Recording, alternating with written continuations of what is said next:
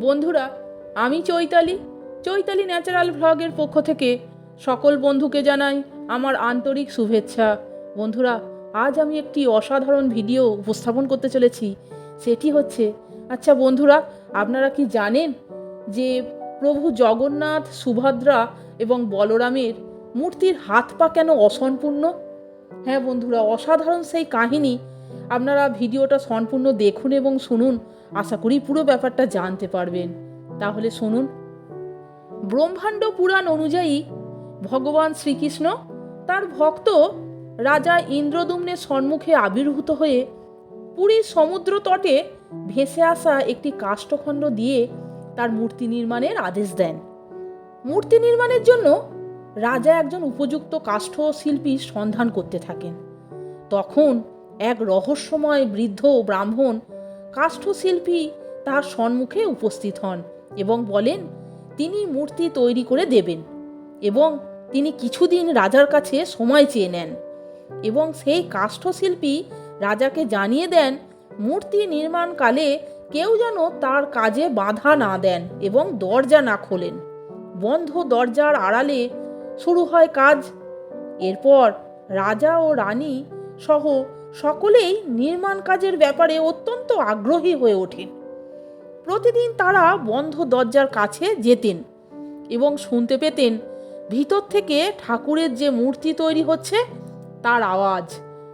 এই রকম করে কিছুদিন যায়। একদিন তারা বন্ধ দরজার কাছে দাঁড়িয়ে কোনো শব্দ শুনতে না পেয়ে দারুণ কৌতূহল হয় এবং রাজা ও রানী মনে মনে ভাবেন সেই বৃদ্ধ ব্রাহ্মণ মূর্তি তৈরি করছে তো, কোনো আওয়াজ আসছে না তো। এই ভেবে তারা বন্ধ দরজা খুলে ফেলে এবং ভিতরে প্রবেশ করে দেখে প্রভু জগন্নাথ দেবের মূর্তি তৈরি হয়েছে, কিন্তু হাত পা অসম্পূর্ণ এবং সেই বৃদ্ধ ব্রাহ্মণকেও তারা দেখতে পান না। আসলে সেই বৃদ্ধ ব্রাহ্মণ কাষ্ঠশিল্পী ছিলেন স্বয়ং দেবতা বিশ্বকর্মা। মূর্তির হস্তপদ নির্মিত হয়নি বলে রাজা বিমর্ষ হয়ে পড়েন এবং কাজে বাধা দানের জন্য তিনি অনুতাপ করতে থাকেন। তখন দেবশ্রী নারদ রাজার সম্মুখে আবির্ভূত হন।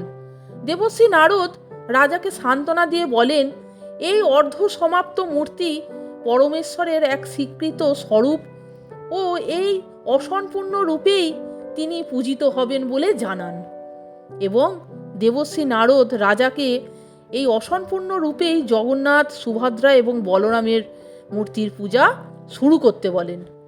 বন্ধুরা, প্রভু জগন্নাথ, সুভদ্রা এবং বলরামের হাত পা অসম্পূর্ণ এই নিয়ে আরেকটি কাহিনী রয়েছে, আপনারা সেটি শুনুন। সেটি হচ্ছে ভগবান শ্রীকৃষ্ণ বৃন্দাবন ছেড়ে চলে আসার পর শোকে পাথর হয়ে গিয়েছিল নন্দালয় এবং বাকি বৃন্দাবনবাসী।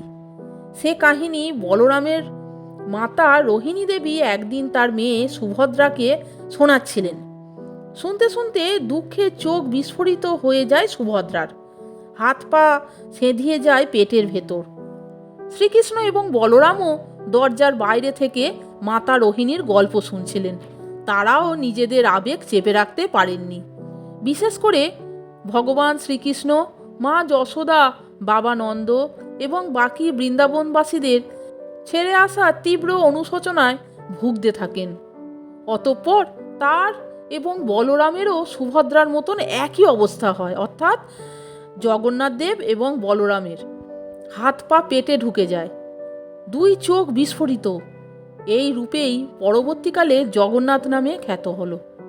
জগন্নাথ মন্দিরের প্রতিষ্ঠাতা রাজা ইন্দ্রদ্যুম্ন তার প্রভুর হাত পা নেই বলে দুঃখ প্রকাশ করেছিলেন। তখন জগন্নাথ স্বপ্নাদেশ দেন রাজার অনুরোধ রাখতে বছরের বিশেষ কয়েকটি দিনে অস্থায়ী সোনার হাত পা লাগাবেন। সেই থেকে বিশেষ তিথিতে জগন্নাথ দেবের দারুকাষ্ঠের দেহে সোনার হাত পা যুক্ত করা হয়।